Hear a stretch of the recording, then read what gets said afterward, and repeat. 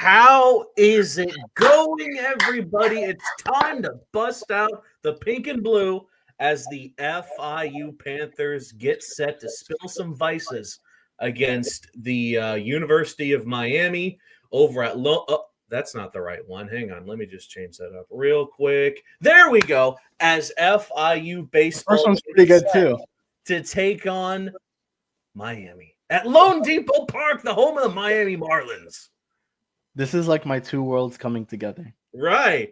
If Alex Krutchik were here, I'm sure he'd say how excited he is for Kevin to be able to cover the Panthers in his natural environment over at Lone Depot Park. I'll always call it Marlins Park. Now, that's my personal favorite. But anyway, I am Jake Gibson, joined alongside my friend and co-host Kevin Barral, who's rocking the brand new FIU Vice cap. You can get it over at the baseball stadium on game days. What is it, 30, 35, I want to say? $35. It's a steal, in my opinion. Yeah, they have a couple. It's hard to find a really good fitted FIU cap, but you can get it over at the FIU baseball stadium. You can also buy the Vice jerseys online as well. So if you want to be decked out in the latest and greatest Vice apparel for FIU, you can do so in a moment's notice. So can you believe it, Kevin? We are getting ultra close to one of, I would say, the most hyped non-conference games that FIU will be a part of in these past few years, not just because of the opponent. They're an opponent FIU plays a lot, the Miami Hurricanes. We all know about them. They take them in a lot. But added story to this game is the fact that it's being played at Lone Depot Park, the site of the former Orange Bowl. That's one big thing, connection. The second connection, FIU is used to playing Miami at Lone Depot Park when they beat the Canes in football back in 2019. So all things aside, Kevin, I'm super excited for this matchup and the fact that it would have been cool at the FIU stadium, but the fact that it's being played at Lone Depot makes it even cooler. I think it's even cooler it's being played at Lone Depot, man. Yeah. Yeah, so let's quickly go through a couple of videos. We have two of them to begin. First of all, we need to note this game will be with the new Vice jerseys, so they will be rocking them for a second time. Sick. This is the players' reaction to seeing the jerseys. Oh! That's fine. Let's go. Oh, yeah!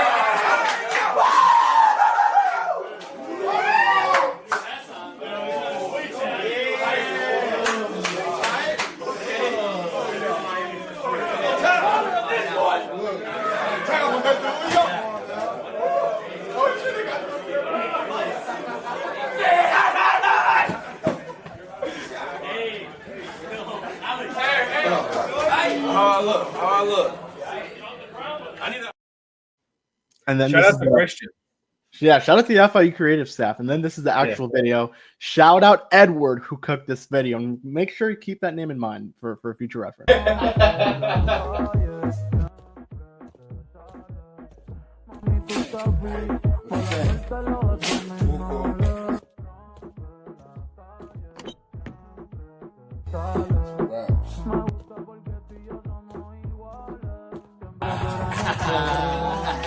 Yo, look what I got, boys.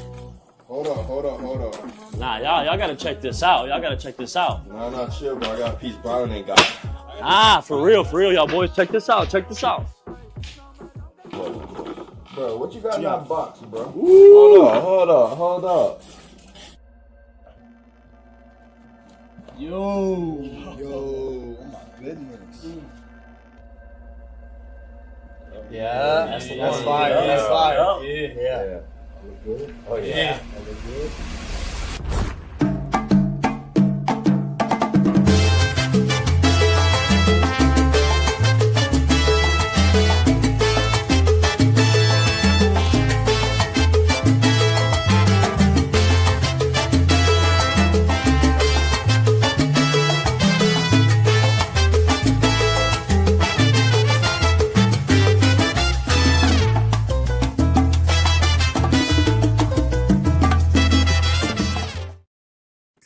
It's pretty cool. Brylan West was definitely aura farming with that Vice jersey. I gotta say, look, and I told them after this, I was like, you guys are pretty good actors. Like for Division I football, baseball players, you guys are pretty good actors. Facts. But let's see how good they're going to be both hitting and pitching wise against one of the best of the ACC. Now, before we get to that, let's talk about the season thus far for the Panthers. They're 11-2. One of the best starts to this program in a very long time. We're talking started since 2014. Over a decade. They just let me pull up the schedule to show you how far FIU has come so far this season.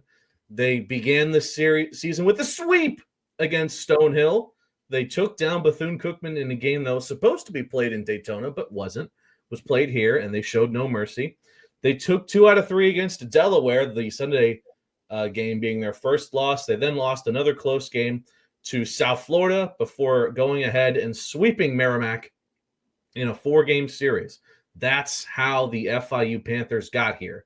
So far, Kevin, I like what I've seen from FIU so far. Even the 2 losses they've suffered were very winnable games for the squad. There's a lot of good, there's some bad, but overall, FIU I think is a great position heading into the Conference USA stretch of the season. Yeah, it's definitely been an interesting season so far. I mean, look, the bullpen is certainly, I guess, the weakling so far with this team. I think they've been able to hold down some games as we've seen.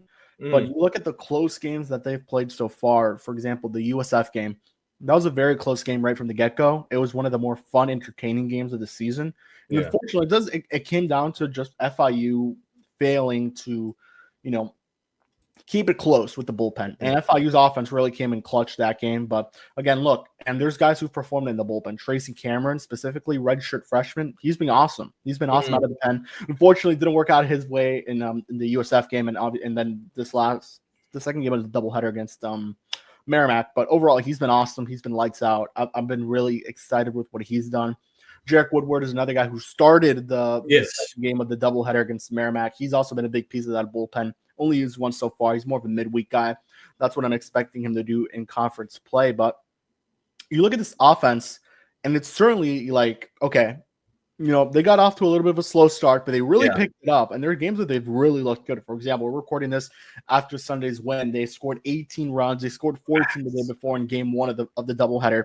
They've run-ruled Stonehill already before in that first game. They run-ruled Bethune-Cookman 10-zip. So they've had their success. Keyshawn Frett has been an absolute monster thus far this season. 3 straight games with a home run. He leads the nation in hit by pitches for whatever that's worth. FIU leads the country in hit by pitches, by the way. They're almost at 40. And overall, it's just been a fun time to watch Keyshawn. Obviously, the approach still needs to kind of fix that up a little bit, in my opinion. A lot of swing and miss still. But for the most part, I mean, if you're hitting a home run every game, I think we're chilling. And Low People Park will 100% help Mr. Keyshawn Frett when it comes to Tuesday's match. But we'll talk later about the Florida Atlantic. It's not exactly Yankee Stadium, but they can definitely get some home runs out there over at the Depot, without a doubt.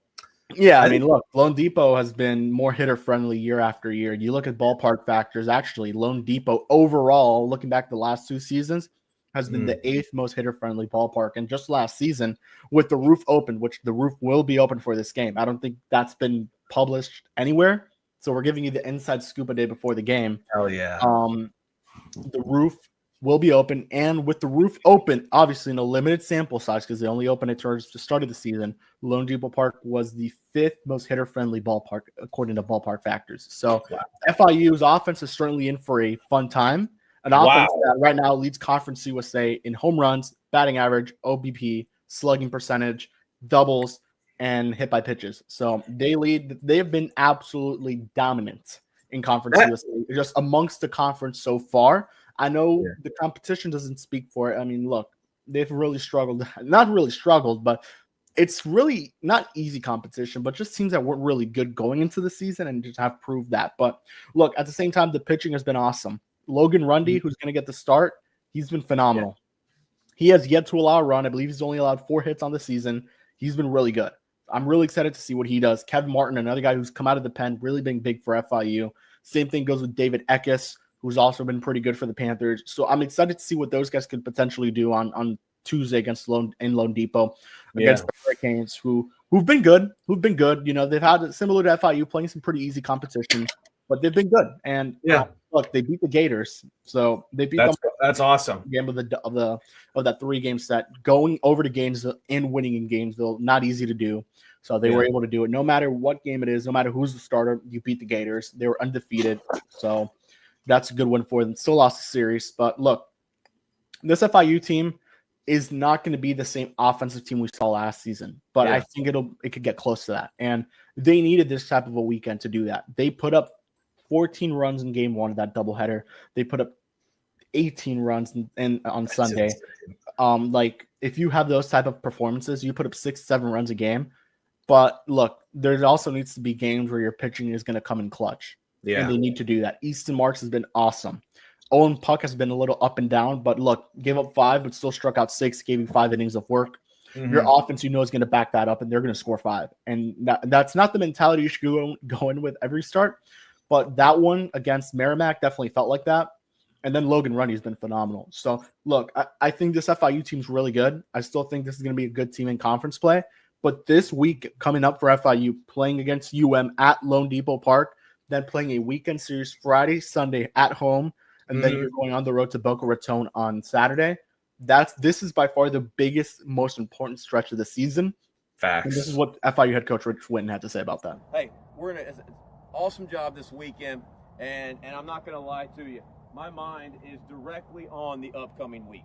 Okay, this is a great week that we have coming up. Not only Miami on Tuesday at Lone Depot, but also FAU on the weekend series. These are 4 of the most important games, okay, to the program, to the fans, okay, to your supporters, all right, to be able to go out there and dominate this week that you have coming up, fellas. I'm talking about dominating the week you have coming up right now against these guys. I can't wait to see you get after it. All right, boys? So good job this weekend. FIU on 3. 1, 2, 3. FIU! He made it very clear. He wants to dominate, not just win. He wants to dominate. And if you go out there and dominate, this FIU team's legit. It's as legit as it gets. By the way, all that information about Lone Depot Park you were throwing away, Kevin. I mean, damn, sounded like we were listening to an episode of Fish on First with how much Lone Depot info we were getting. But no, it's really cool, that mentality, and I think that leads me to my next question, which was the most impressive win of the season so far. When we spoke to Rich Whitten, I believe it was the Saturday game against Stonehill, he made it abundantly clear that he's been kind of disappointed by the fact that every game against Stonehill up to that point was won in dramatic fashion. You had the walk-off win on Friday, opening day, the walk-off win on Saturday, thanks in part to a very strange ruling in the 9th inning. And then you had that goofy-ass 17-14 win on Sunday, which makes me think that I think FIU, my favorite win for FIU so far this season was the Monday matinee when they actually took care of business like they should and shut down Stonehill, won by a score of 12-2. They did just about everything right that game, and it proved that when this team hunkers down and everything is clicking for them, you get an outcome like that game against 12-2 against Stonehill. They even carried it to that Bethune-Cookman midweek game. But I'd say my favorite game so far was the Monday game against Stonehill. I'm looking at 2 games. The first one's the Bethune-Cookman game. Yeah. Where shut him out 10-0. That was a Logan Rundy start. He was awesome. Yeah. And then I'm looking at game 1 of the doubleheader this past weekend against Merrimack with Easton Marks, who has been awesome so far for FIU. Gave up 2 homers, but still 6 strikeouts, had 9 in the previous start against Delaware. Yeah. I've liked what I've seen from Easton Marks so far. And as much as you maybe won't like this, a loss has actually been a pretty good game for FIU. USF. They kept close with the USF all the way up until the end. They're facing a really good quarterback pitcher, which is a quarterback on USF, Bryce Archie, who was hitting 95. So that's definitely a tough guy to face, but FIU was able to get it done. So that's just something I'm looking at. Like, okay, look, if you could keep it up with them, you could keep it up with most of these teams, especially this week coming up. FAU's no joke. Look, they beat USF, they beat Miami. Mm-hmm. They've gotten top 25 bids. They're not in the top 25 just yet, but they've gotten the bids to get in there. They come out here and they sweep FIU, or they take 2 out of 3 against the Panthers.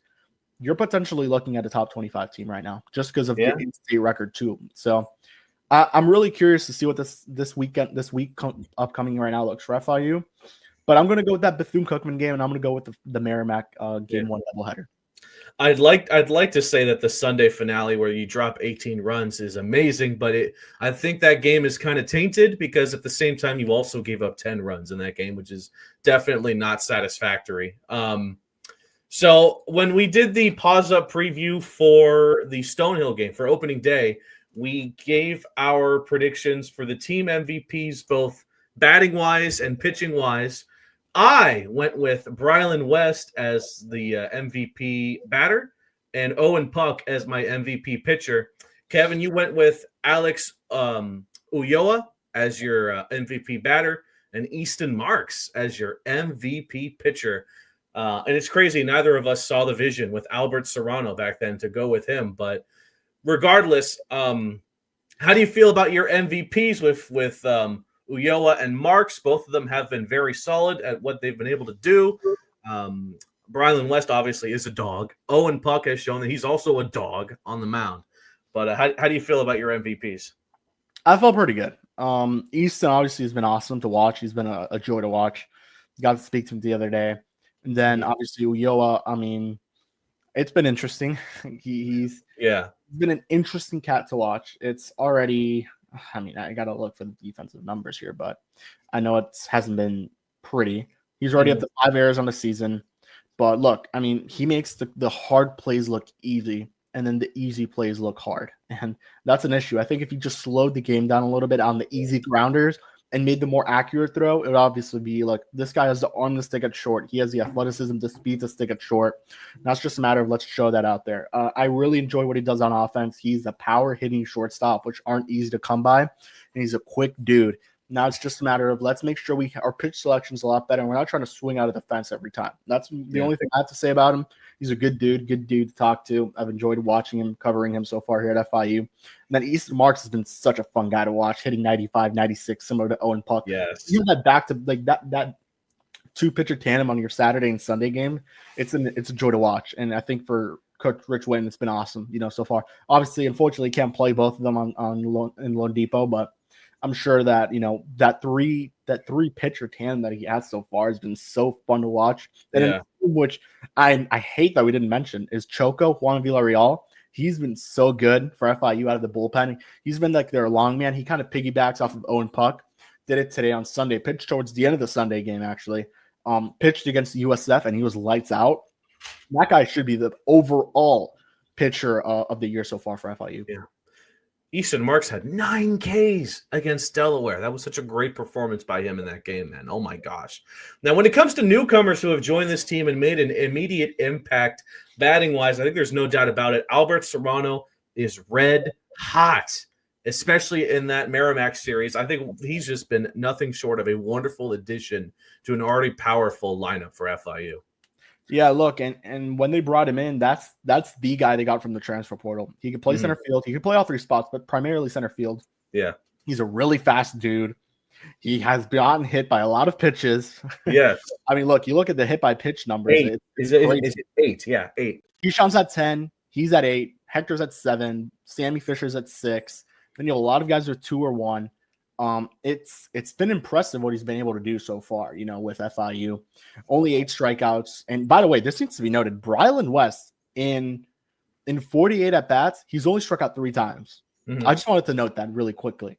Unfortunately for Albert, he's number 4 on strikeouts in the team with fourth most with 8. But you look at it, he's been a fun watch. He walked it off on game 2 of the doubleheader against Merrimack. Yeah.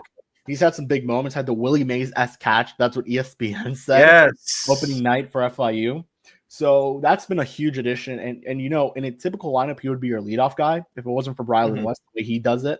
But he's a guy who's quick on the base paths. He can play center field very well. Covers a lot of ground.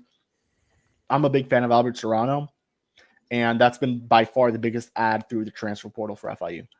On the position player side, Easton Marks and Choco have also been super fun to watch on the pitching side. And those are 2 newcomers too. One from, I believe, Nevada and the other one from JUCO. What has FIU done to justify being hit by as many pitches as they have, Kevin? Like, is there some sort of science to this? Is there just some sort of natural hatred between all these Northeastern teams? Like, what's going on? And that's making FIU be one of, I believe, either the most hit by pitch. Yeah, the most hit by pitch team in Conference USA right now. What the hell? In Conference USA, not even. They've been hit by the most pitches in the country, 35. and that's just on February 28th. So I believe they got hit 8 more times today, for what it's worth. So this isn't look. And by the way, funny enough, Conference USA, Jack State's right behind them with 29. So you look at this. I don't know. I mean, Stonehill hit a lot of guys during that Stonehill series. They got hit plenty, but look, like that's just them getting opportunities. They continue to find opportunities to get on base and get some production.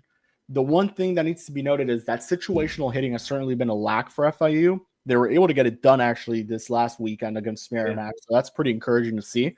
But honestly, if they will lose this game, if they do not get their situational hitting going against UM and even FIU, a big reason they lost against USF was because of the lack of situational hitting, the failure against situational hitting.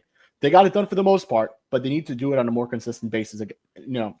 And if that USF game is like the game I'm looking at, just certain things I want to look at, So that was definitely one of them.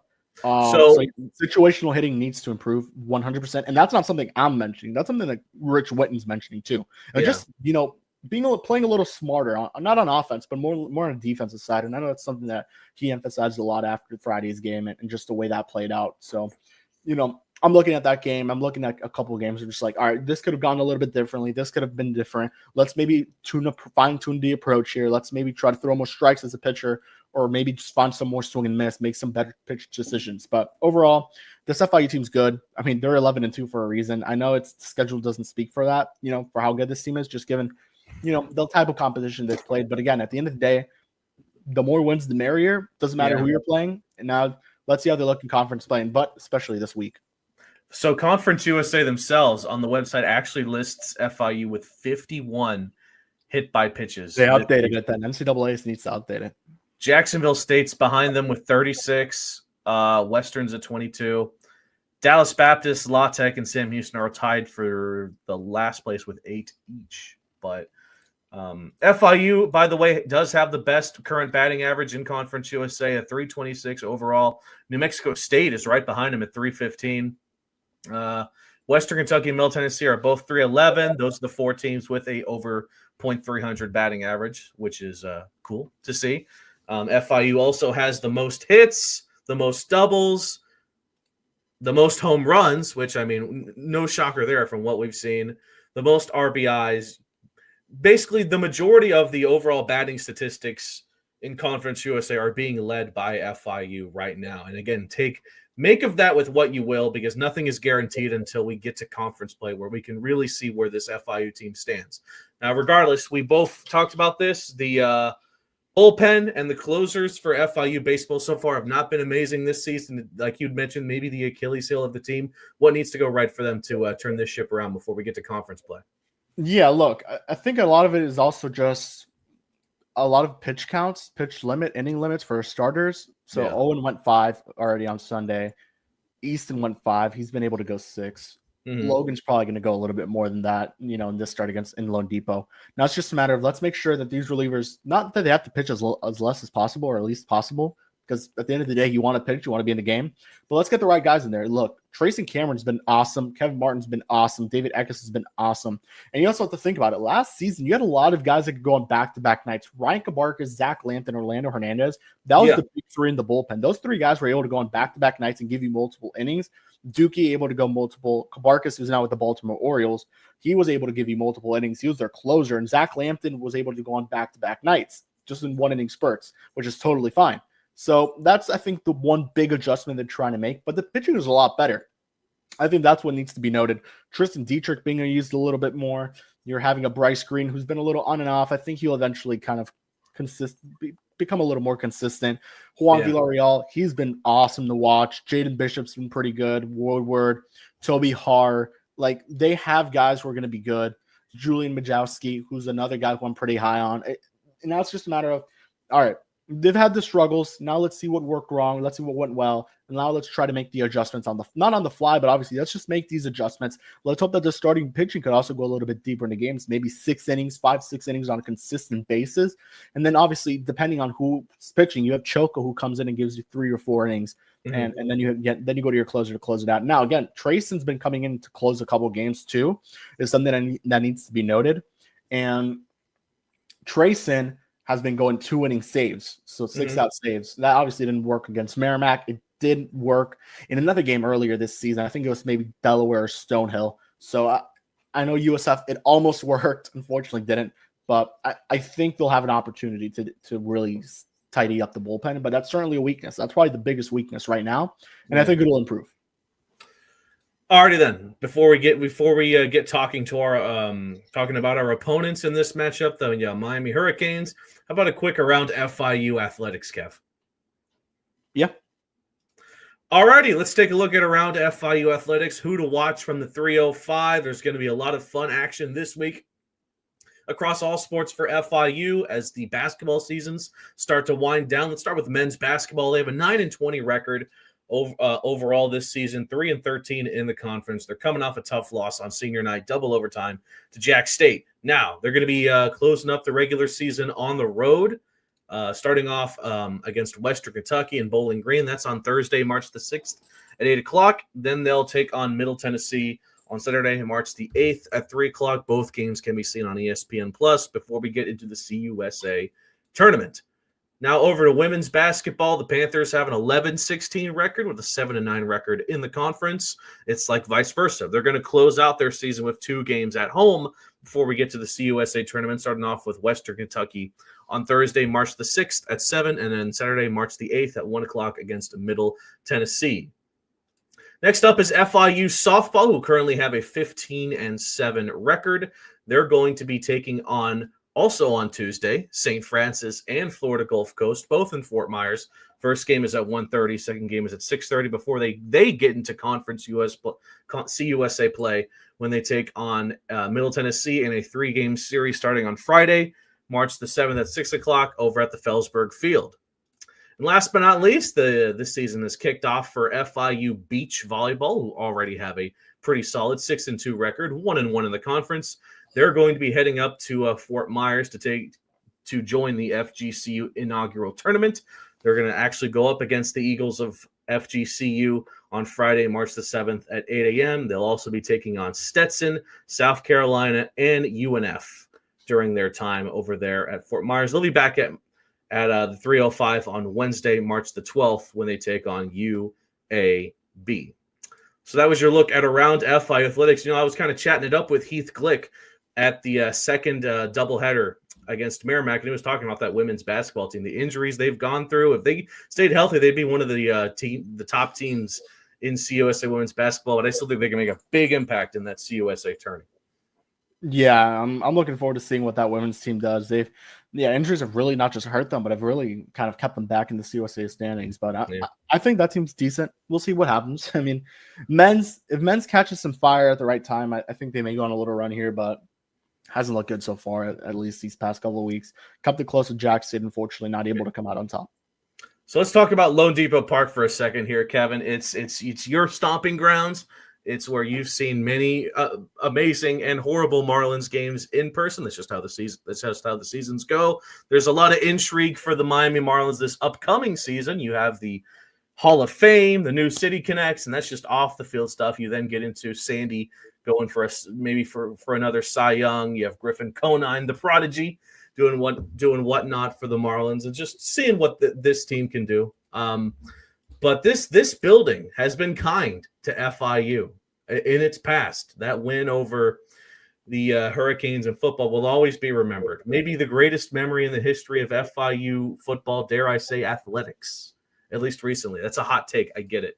So talk about the importance of playing this game here. This could have been played anywhere. It could have been played at the FIU baseball stadium, and no one would have batted an eye. But the fact that it's being played here at Lone Depot Park, what does this mean to you? First of all, what does it mean the coach win? We'll get that soundbite in real quick here. Finally announced right before today, Lone Depot against UM, March 4th. Just talk about that, getting to play at Lone Depot, home of the Marlins. It's going to be a really exciting opportunity for us. And at the end of the day, I feel like this is a giant win for baseball fans in the city of Miami. That's really the biggest component of it for me is, crosstown teams being able to play each other at Lone Depot Park in front of the whole city. I think it's a win for our program. I appreciate University of Miami, partnering up with us to be able to do this, and the hospitality that the Marlins have shown so far. It's a win for baseball fans and both programs all around, so it's going to be a great opportunity for us. I guess from when you can tell us, just talk about when this came to be and just this whole process. Yeah, well, it's been quite a process. I there was a couple weeks ago, when lawyers started getting involved with contracts, I had to throw my hands up a little bit and say, hey, I'm a baseball coach. I'm not going to be looking over any contracts. So, it started this fall, the conversations, and then it was about, a lot of the behind the scenes stuff, the logistical pieces that needed to fit right for us, that needed to fit right for UM and the Marlins at the same time. And, really at the end of the day, it was all three sides coming together to make it happen. I can't, we certainly can't take full credit for it because it was UM working with us to make it happen, and the Marlins working with us to make sure that it was going to be a great experience for both teams and the Marlins and the city involved. So took a lot of work to get here, but it was a joint effort on all three stages, and I think the city of a whole is going to win from this. That's awesome. That's a good soundbite there from Rich. Definitely, this is something that has taken weeks upon maybe even months to really get down, to get all parties involved, being FIU, Miami, and the Marlins. This means something to me, Kevin. Here it is, from Marlins Park, all the way back in 2019. This ticket was free, by the way. You have to pay $28 to get into this game now. But see the ticket again. Yes, show it to the viewers, baby. Oh, yeah. FIU football versus Miami, 7 o'clock at Marlins Park. Yeah, this was my ticket. I kept it. I even sent it to PSA. What did they grade this? 1.5. Anyway, let's. It's a real ticket, guys. It's a real paper tickets are getting hard to come by. I'm just going to say really that. Are. So I thought you used paper tickets, which is pretty cool. Yeah, I mean they're going to be the best memories of games you've been to. These tickets, like ways you can prove that you were there. Now it's like credentials. That's what it is now. But regardless, I was there. It was amazing. The scene afterwards, by the way, was incredible. We all celebrated with the players when we got back. There were parties over at the fountains on campus, and I think it was a couple days after they had that press conference over at the pit at GC where they Butch Davis and the guys thanked everyone for showing up and yada yada yada. So if that's not a reason enough to get excited for this matchup, I don't know what to tell you. It's going to be awesome to be back there. I've never been to the press box at Lone Depot Park. Kevin, I know you're yearning to give me the full tour of your HQ with Fish on First. Yeah, I've said it many times off camera, but I'll say it on camera. The Marlins have the best press box in baseball. It's as good as it gets. I think you'll all enjoy it. Nothing too crazy, but it gets the job done. It's a huge press box, biggest one you'll ever see, I'm sure. And hopefully the ice cream machine's working. If you know, if you're a Marlins fan. Ooh, ice cream machine. I like the sound of that. What is it, broken? Like the McDonald's on the way to work, is it always broken? It's something like that. Okay, cool. I'll keep that in mind. I've covered a couple Dolphins games. The press box there is pretty gosh darn big, but there will definitely be some comparing and contrasting. So let's talk about the Hurricanes here now. They have let me go ahead and share my screen. Here we go. A 9-3 overall record.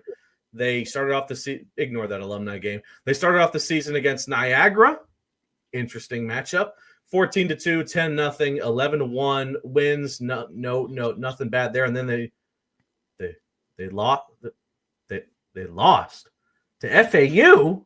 The opponent FIU has to take on after this game. Interesting. And then they went Ivy League. Took down Princeton 3-1, 10-3, 15-1, and an 8-0, 4-0 sweep over an Ivy League school in Princeton. Then they beat FGCU in a midweek before dropping the series against Florida over in Gainesville. I know those Miami, Florida games, football, basketball, baseball, they're always exciting. But the Canes, they did at least end it on a high note, beating the Gators 13-7, and that's where they stand. Stop using this logo, everybody. Use the Panther head. I'm saying that for the FIU creative social team that want everyone to use the Panther. Stop using this. Anyway, so that's where the Hurricanes stand. As you know, Kevin, FIU takes on Miami a lot. They have unfortunately lost to the Hurricanes a lot. with the exception of their one win against Miami last year, which broke a long time record of losing to that squad. Just what are your thoughts on this Canes team so far? Yeah, it's not the Canes team of before, even just a couple years back. But this is still the Canes. They're an ACC opponent. They're a Power 5 team. The only one FIU will play this season. The only Power 4 conference team they'll play this season. So definitely you don't take them lightly. They have really, really good performers. Transfer Jake Ogden, who I'm just realizing now went to my high school. I went to high school with him. Cool. Yes, I guess that's cool. Probably doesn't even know who I am, but either way, 383 batting average with a 532 slugger. He has 2 home runs on a season, 12 RBIs. Dorian Gonzalez Jr., someone who FIU knows very well, 341 batting average and 390 slugging. You got to hit a home run, but 8 RBIs on the season. And a couple other guys, you have Daniel Cuvée, who is by far the best player on the Hurricanes. Then you have Max Galvin, a lot of new incoming players. Bobby Marsh is new, Derek Williams is new, Tanner Smith, I want to say, is new as well. Yeah. And then you just dig down a little deeper. It's a very new team, but it's fine. It's fine. FIU, that's not good for them, but either way, it's okay. We'll see what happens.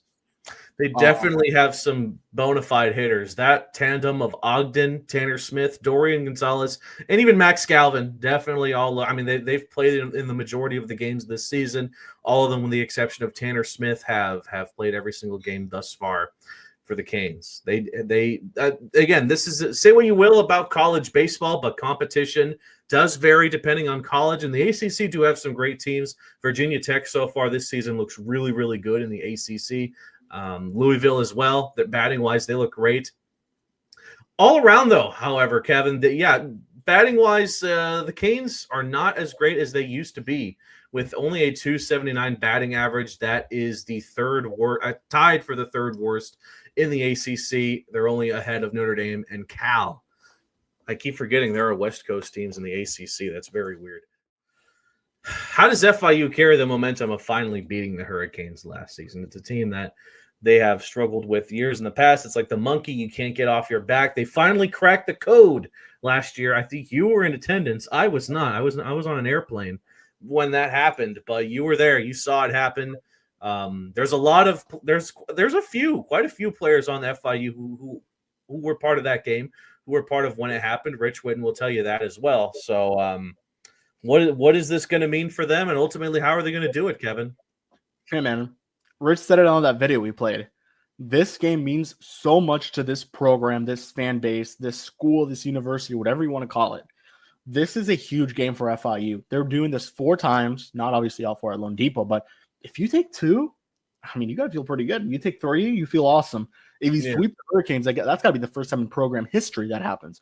So you got to tell yourself, you got to win. You got to beat the Canes, man. You got to beat the Canes. This game means more than everything else in this school, especially any in-state rivalry game. Anytime you beat Miami at any sport, it feels awesome. So hopefully they're able to do it. This is a major sport, so it's going to feel even better.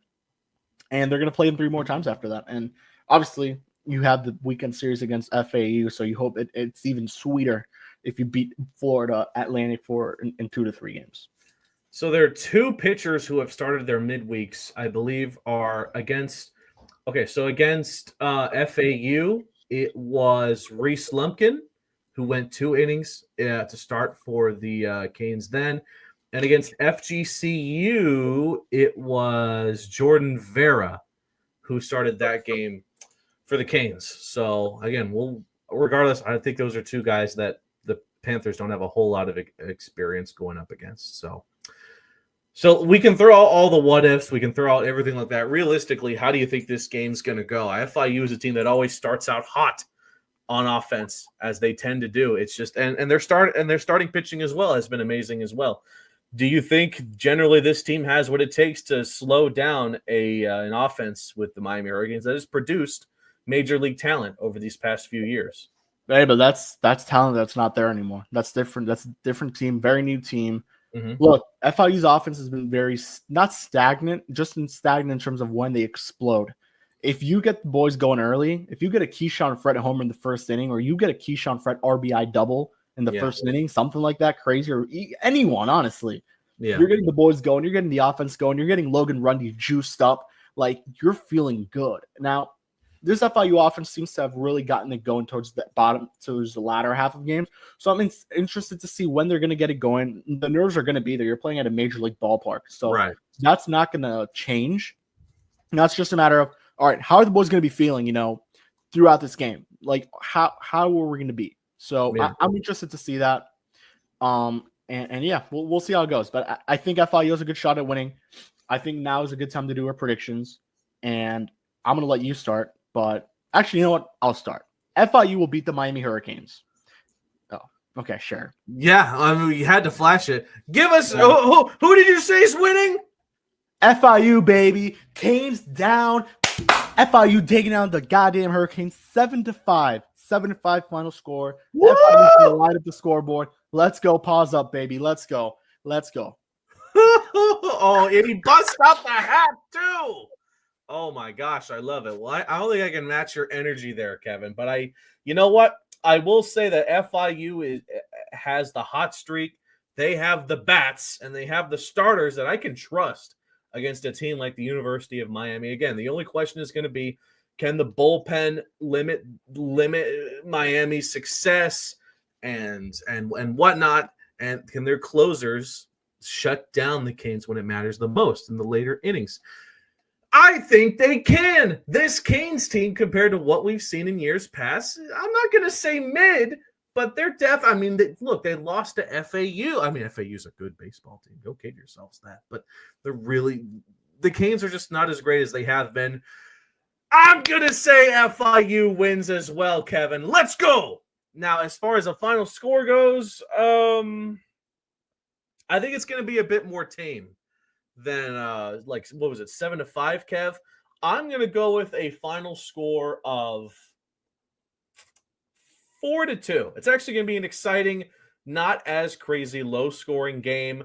Like you said, the nerves and jitters of playing in a joint like Lone Depot Park might get to some of them on both sides of the ball. But I'm going to say 4-2 in favor of FIU. I mean, Lone Depot Park is a place where these guys want to continue to play at. I mean that like either they'll be drafted by Miami or they'll be drafted by someone else. The point is they're going to want to continue to play at Lone Depot Park because it means that they're going to be drafted into the majors. And whether they play for the Marlins or they play for someone else, you get what I mean.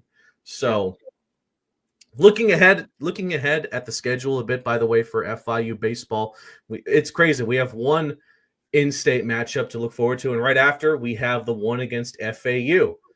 Oh man, FAU, the Twitter police for the Owls have been causing quite a few stirs against the FIU faithful, so it would be good to get some revenge on them in this 3-game series coming up. The Friday and Sunday games will be at Miami. The Saturday game will be on Boca Raton. It won't be broadcast on ESPN Plus.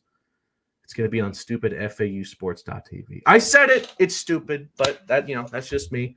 It's kind of nice to have every single home game broadcast. You got to do that together too for the GIF. You have to do a quick Owls down. Facts. We'll do it after. If they sweep them, you guys will know how it turned out. I'm excited. I'm excited. It's going to be a good matchup. Again, FAU's a good team, Kevin. They beat Miami. They're solid. Yep. Before you know it, by the way, after the series, they also beat UCF. They also beat UCF. Really that's good. Right. That's right. Midweek against FGCU. They're always they're a school. FIU plays a lot in baseball.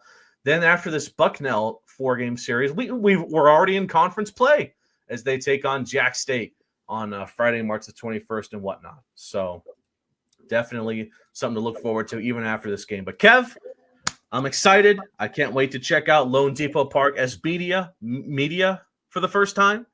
And I'm stoked, man. I'm stoked. Yeah, I can't wait. So we'll be there Tuesday. We'll be doing a lot of interviews, actually. We didn't know that was going to be a possibility. Yes, we will. We'll be getting some FIU guys. We're not talking to Hurricane players. Who knows? Maybe we'll see. But, hey, man, look, I'm really hoping for an FIU win. I think you are as well.